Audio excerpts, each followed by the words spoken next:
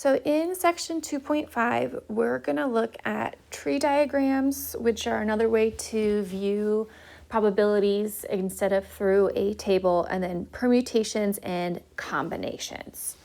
So first, we're going to talk about tree diagrams. So it does help display outcomes of an experiment consisting of a series of outcomes. So it's a little bit different way to organize the data instead of through a table or a Venn diagram. So for example, we have that YouTube is a popular video sharing destination. About 27% of adult internet users are 18 to 29, another 45% are 30 to 49, and the remaining 28% are 50 and over. A study found that 70% of internet users aged 18 to 29 have visited YouTube, 51% of those aged 30 to 49, and 26% of those 50 or older. So we're going to draw our tree diagram to represent this situation. So we start with our population. So our population here is adult internet users.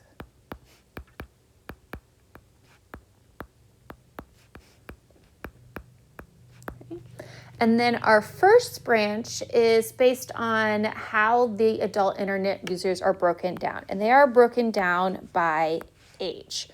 So we have our 18 to 29-year-olds, our 30 to 49-year-olds, and then our 50-plus-year-olds. And then each branch gets labeled with the probability associated with that. So we know that 27% or 0.27 are the 18 to 29, 45%, so 0.45 are 30 to 49, and then 0.28 are 50 and older. Then our next set of branches is based on our next piece of information. So our next branches are whether or not they visit YouTube. So we have visits YouTube, and then doesn't visit YouTube. And typically speaking, these next branches are the same across your original. So then we're just going to continue labeling our branches as visit YouTube and doesn't visit YouTube.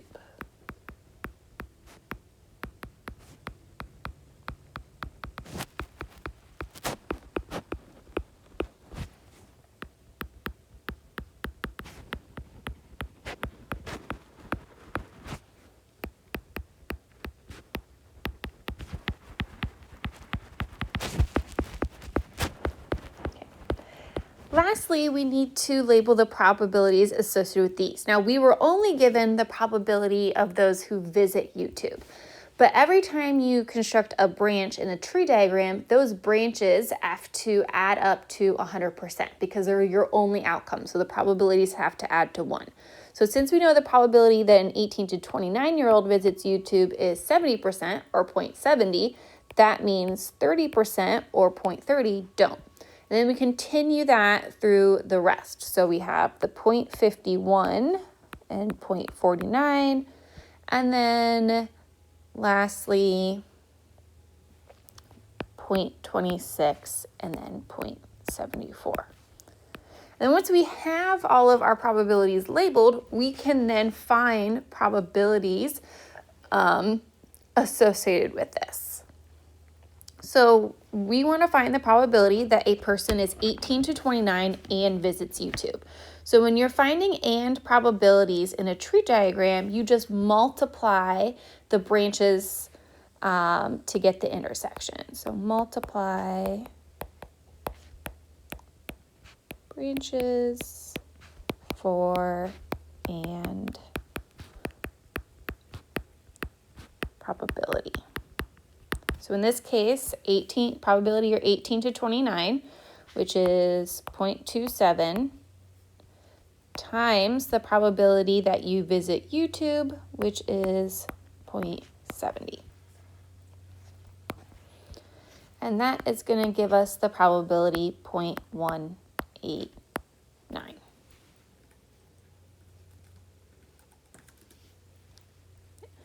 The next probability we want to find out is the probability that a person visited YouTube.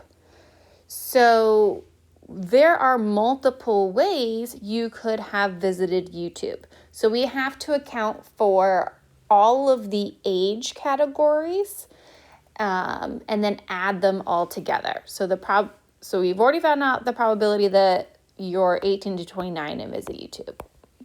So we have the 0.27 times the 0.70.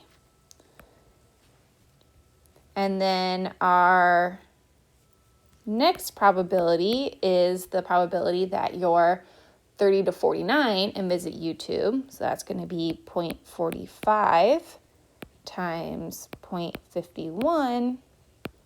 And then our lastly, over 50, which is 0.28 times 0.26,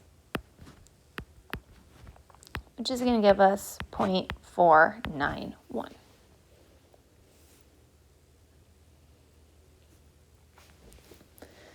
And the last type of probability we're going to talk about is the conditional probability, so our given. So given that a person has visited YouTube, what is the probability that he or she is age 30 to 49? So if we think back to our formula, so we're doing probability 30 to 49 given you have visited YouTube, which I'm going to abbreviate YT. So remember, that's the probability that you do both. So 30 to 49 and visit YouTube. And then it's going to be divided by the probability that you visit YouTube. So we have found the probability that someone has visited YouTube. That's what we did in the problem above. So now we need to figure out in our numerator the probability that someone is 30 to 49 and visit YouTube. So that's going to be 0.45 times 0.51. And then instead of writing it all out, which I did in number 2, I'm just going to go ahead and write the probability that someone visits YouTube, which we already know is 0.491. So if I do 0.45 times 0.51, we're going to get 0.2295 divided by 0.491, which is going to give us a probability of 0.4674.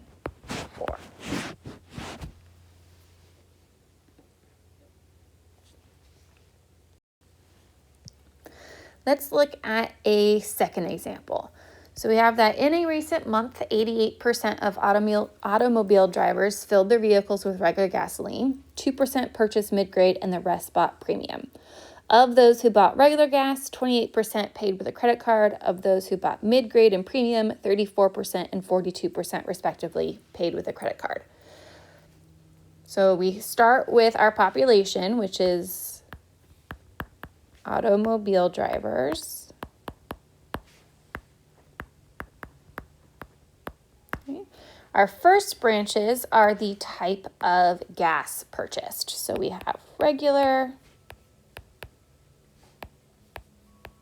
mid-grade, and premium.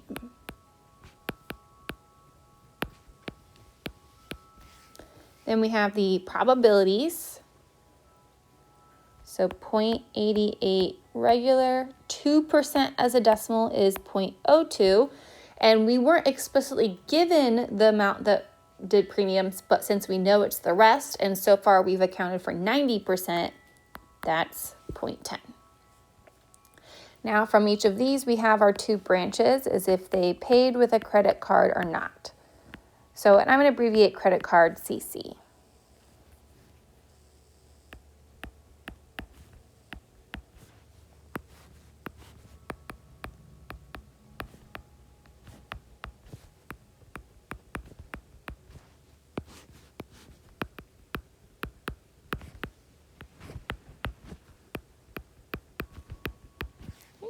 And then we go ahead and fill in our probabilities. So we have 0.28, which would mean the percent that didn't is 0.28. Then we have 0.34, and the probability that you didn't, 0.66. And then our last one, 0.42, which means the probability you didn't is 0.58.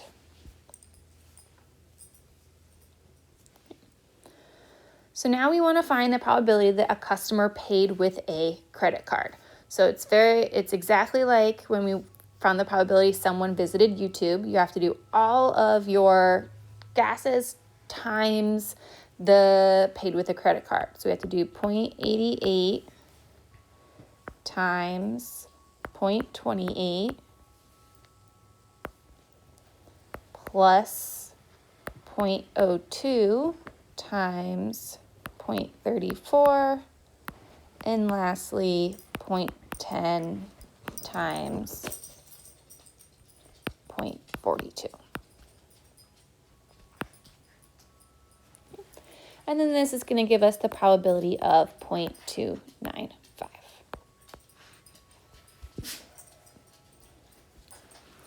Now we want to find the probability that given a customer paid with a credit card, the probability that they bought premium gas. So that's probability of premium gas given you paid with a credit card. So our numerator is going to be the probability you bought premium and paid with a credit card. And then our denominator is just the probability you paid with a credit card. And I did already find the probability that someone paid with a credit card. So now I just need to find the probability that someone specifically bought premium with a credit card. So that's going to be 0.10 times 0.34 divided by the 0.295. So 0.10 times 0.34 is 0.034, sorry, 0.42.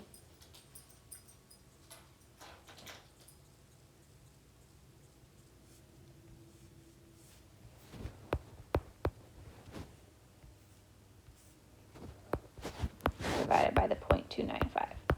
Sorry, so 0.10 times 0.42 is going to be 0.042 divided by the 0.295. And we're going to get 0.1424.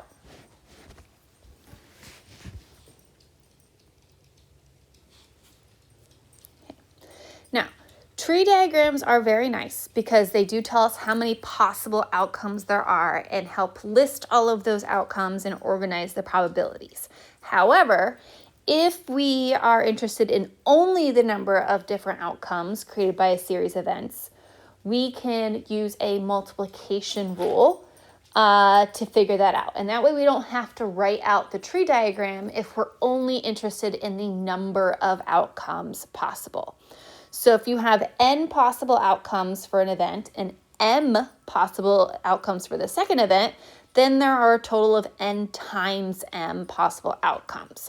And that continues if you're looking at 3 or even 4. You just multiply all of the possible outcomes for each event together, and that gives your total. So for example, we have that there are 16 different sandwich options at McDonald's, not including breakfast. There's 3 different size options for fries, small, medium, and large, and 4 different size options for drinks, extra small, small, medium, and large. So we want to know how many different meals can be ordered from these 3 options at McDonald's. So we have our 16 sandwich options times our 3 fry sizes, and then times our 4 drinks, which is going to give us 192.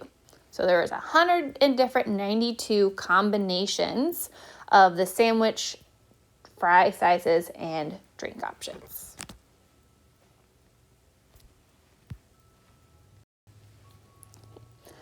Now, sometimes when we are looking at probabilities, we want to know the different number of ordered arrangements of them that are possible. So in the previous example, it didn't matter what was ordered first.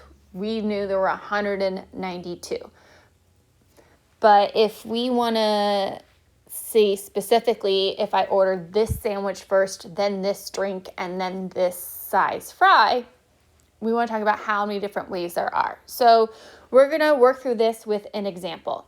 So it's determining the number of different ways in which 5 people can be seated at a dinner table. So obviously the first person has the choice of 5 seats, and then the second person has 4 seats, the third person has 3, so on and so forth. So that means we have 5 times 4 times 3 times 2 times 1, which gives us 120 different seating arrangements.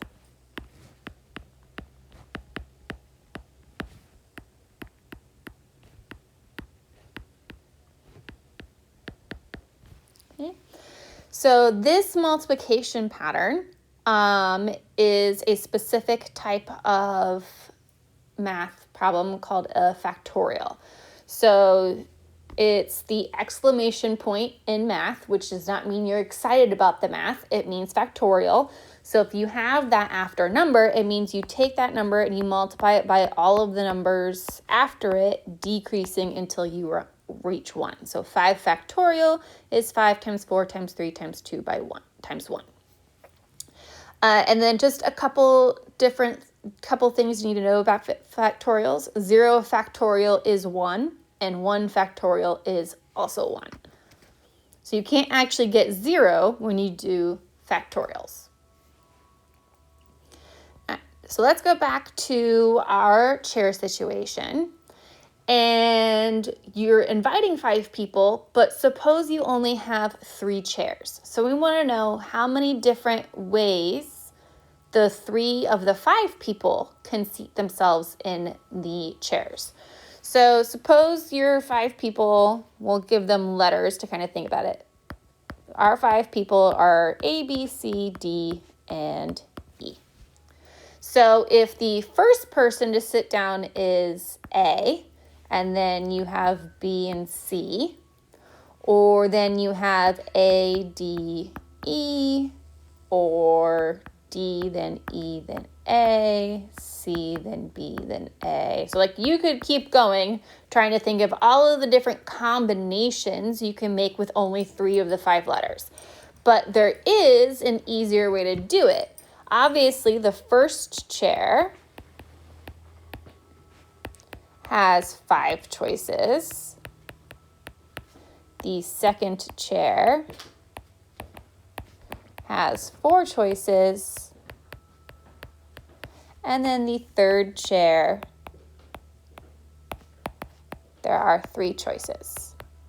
So we end up only doing 5 times 4 times 3, which gives us 60 different arrangements.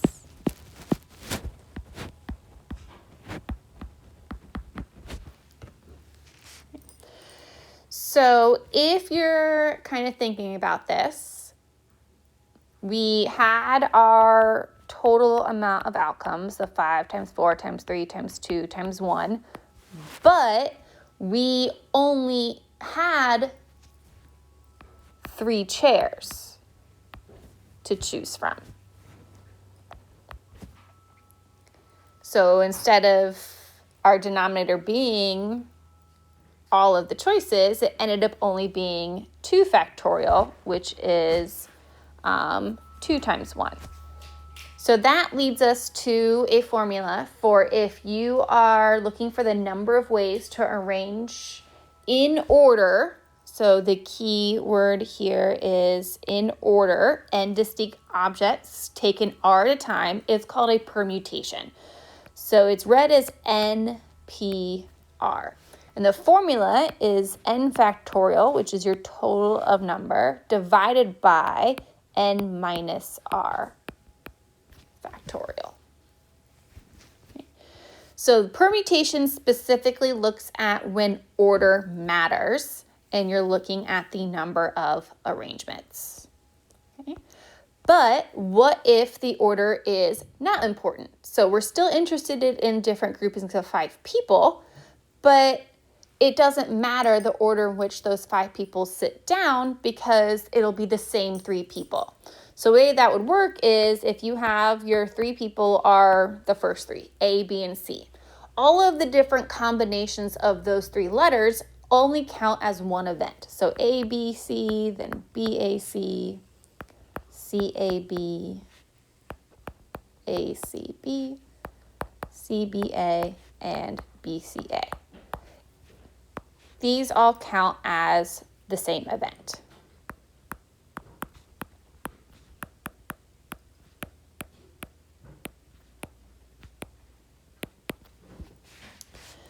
So if you start off with all of your different outcomes, the 5 factorial, now we want to say, I don't want to count the repeats.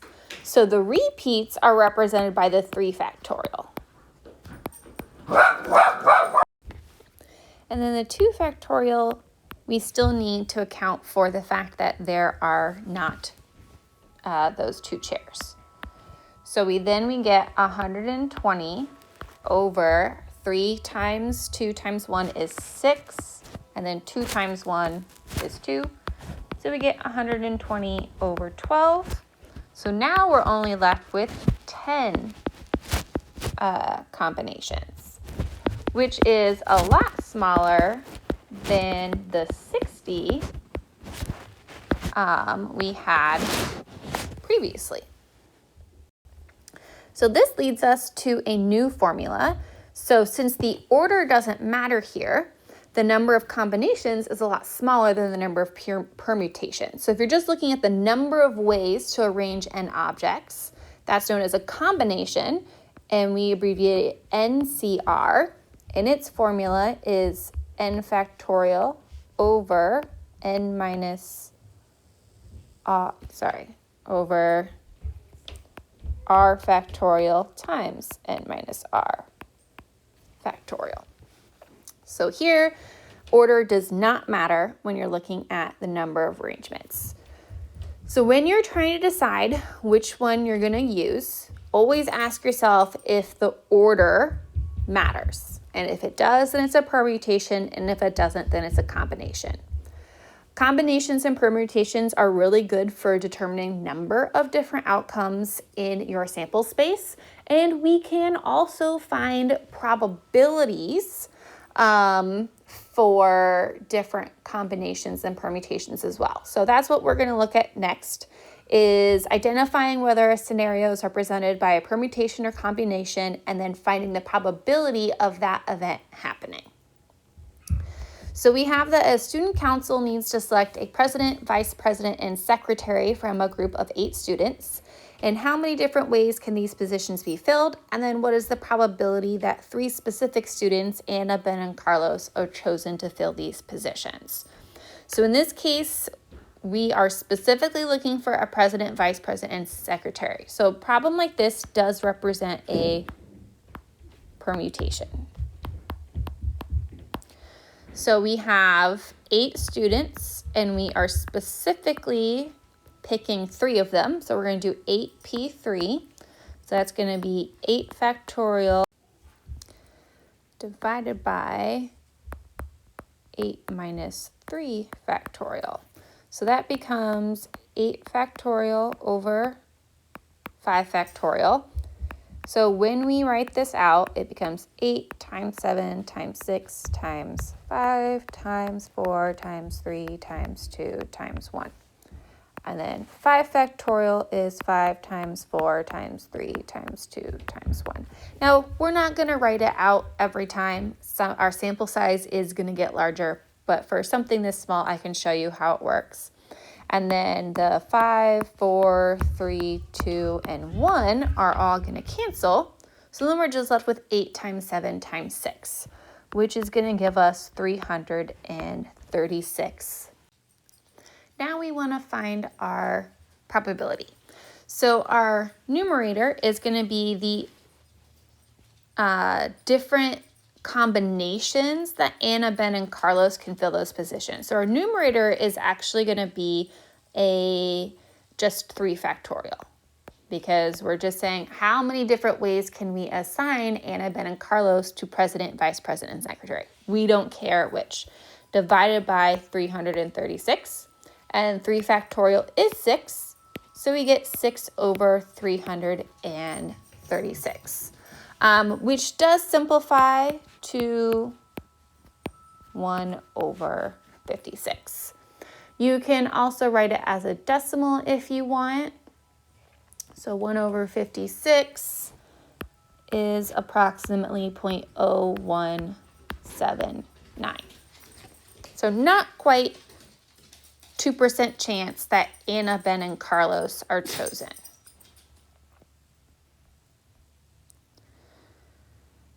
The next, we're going to take a look at probability associated with poker.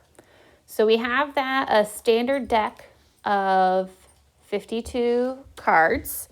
We want to know how many ways you can select 5 cards to form a poker hand, and then specifically, what's the probability that the 5 cards drawn are hearts. So the first part of it, just choosing 5 cards. In this case, order doesn't matter. So this is an example of a combination. So we have 52 cards, and we are specifically choosing 5 of them. This is an example of one where I'm not going to write out the factorial. So our numerator has to be 52 factorial. Our denominator then becomes 52 minus 5 factorial, and then that leaves us with 47 factorial. So that's a lot of numbers to write out. So the nice thing is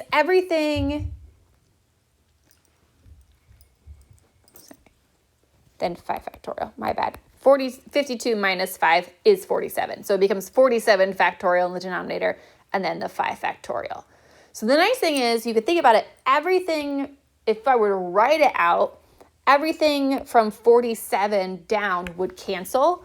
So my numerator becomes 52 times 51 times 50 times 49 times 48, because then 47 factorial cancels with the 47 in the denominator. Then it's just over 5 times 4 times 3 times 2 times 1. So that's going to give us 311,875,200. So that's how many different combinations of cards you can get in poker. In the numerator, divided by the 120 in the denominator, giving us 2,598,960. So that's our total number of 5 card hands. Now my numerator is also going to be a combination. So for our numerator, what's the probability that the 5 cards drawn are hearts? So this time I have to break it down to a specific suit. So each suit has 13 cards, and I specifically want all 5 of them to be from the same suit.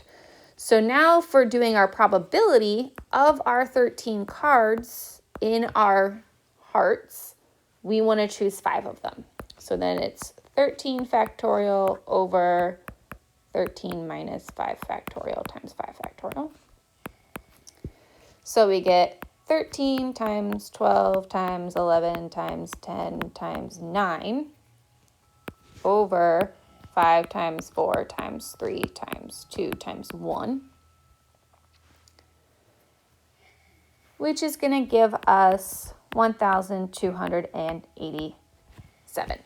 So then our overall probability of getting 5 hearts is going to be 1,287 over 2,598,960, which Not even remotely gonna attempt to see if that simplifies. As a probability, it's about 0.000495. So it's not a very high probability that you get 5 cards that are all hearts. This is the same probability that you get 5 cards of any suit, since there's always 1,287 different combinations of choosing 5 cards from any one suit. So that's the probability for all 4 suits. Next, we have that a password consists of 3 letters followed by 2 digits. No letters or digits are repeated. How many different passwords are possible? And then what is the probability that the password starts with the letters A, B, C? Because this specifically states that no letters or digits can be repeated, this becomes a permutation. So order does matter here.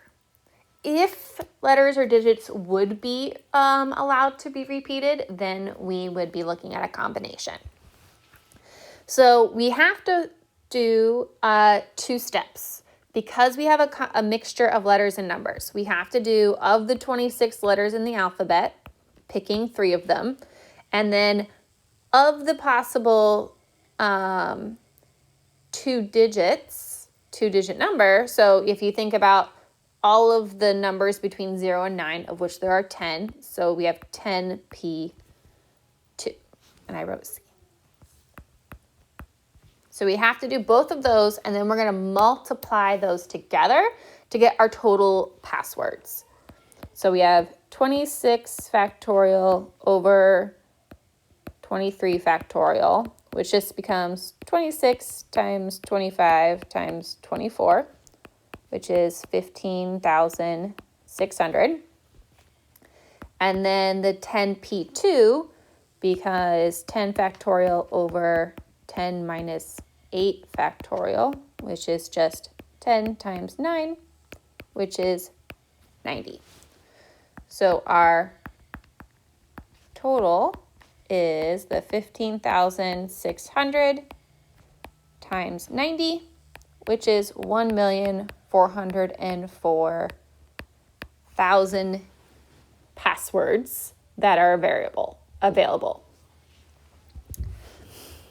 So then the probability that the password starts with the letters A, B, C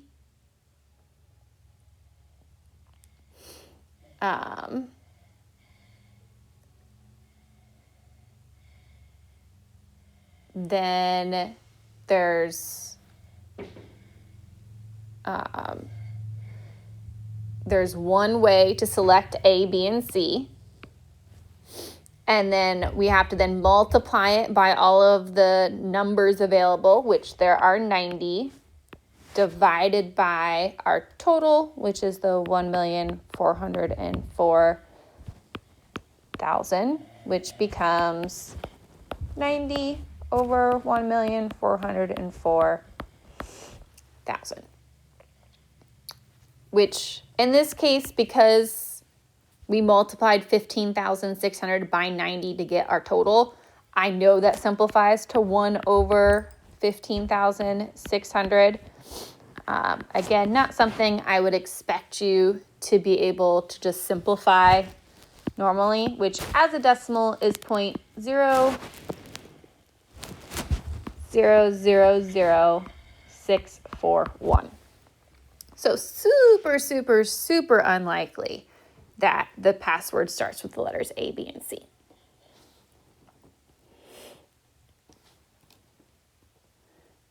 And then our last example. So we have that a committee of 4 is to be formed from 10 professors and 8 students.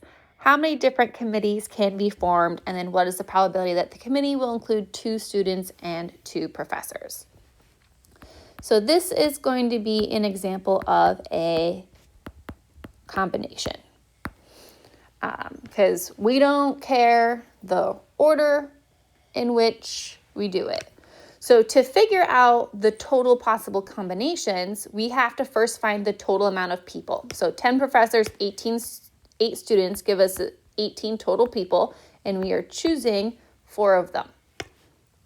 So we have 18 factorial over 18 minus 4 factorial times 4 factorial, which becomes 18 times 17 times 16 times 15 over 4 times 3 times 2 times 1,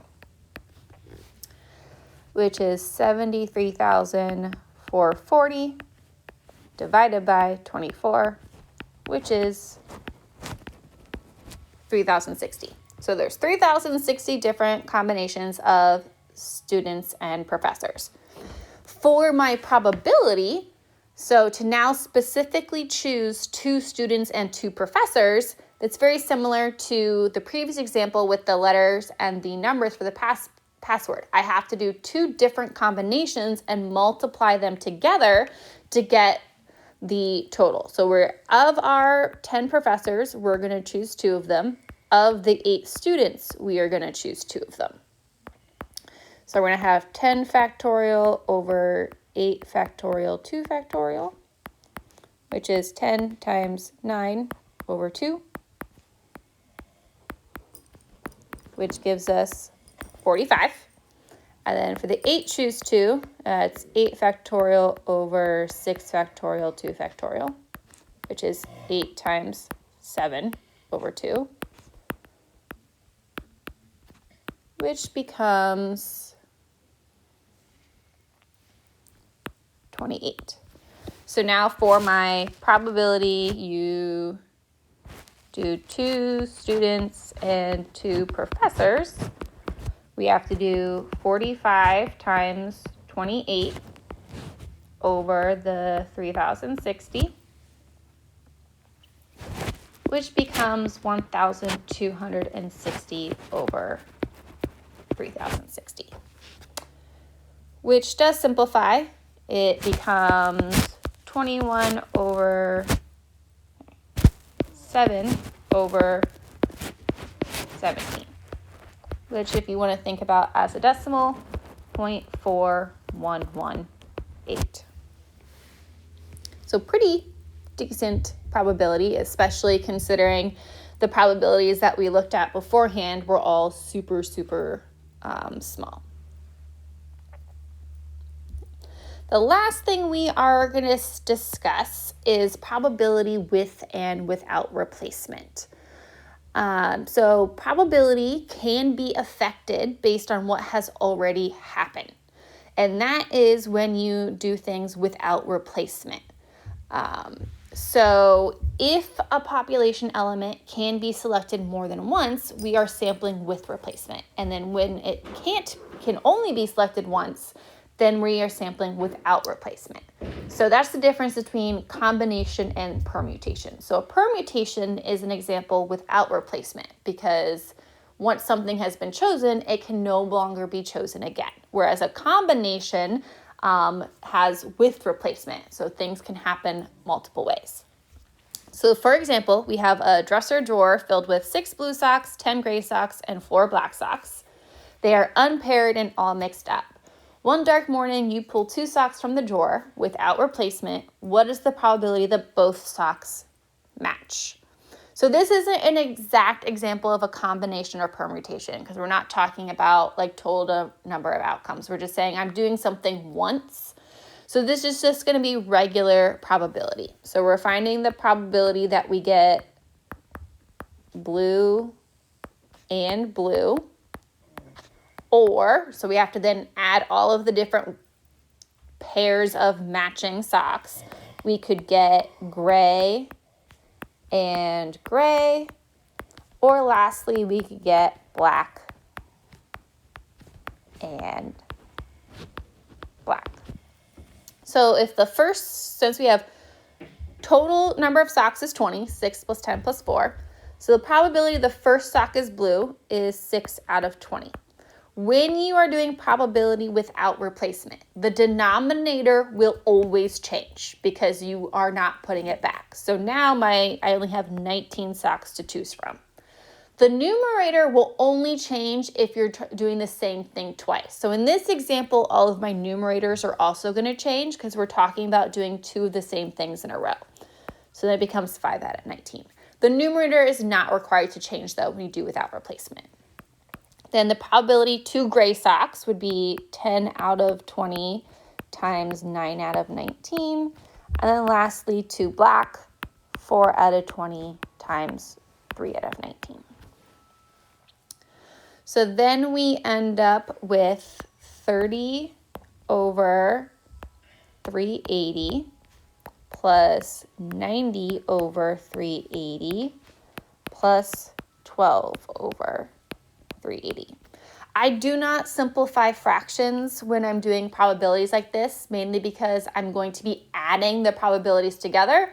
And anytime you're going to be adding probabilities, you want those denominators to stay the same. So it does not do me any good to simplify in that previous step since my goal is adding. So now I'm going to do 30 plus 90 plus 12, which gives us 132 over 380. I know both of those numbers are divisible by 2. So 66 over 190. I can keep simplifying. Both of those are divisible by, actually, I don't know that those are all, again, divisible by 2. So we get 33 over 95. And I think I am done simplifying because 33, I'm pretty sure, is a prime number. So then 33 over 95, if you want to think about it as a decimal, is about 0.3474. So almost 35% chance that you end up picking 2 matching socks. Let me know if you have any questions about creating tree diagrams, calculating probabilities with trigrams, or same thing with permutations and combinations.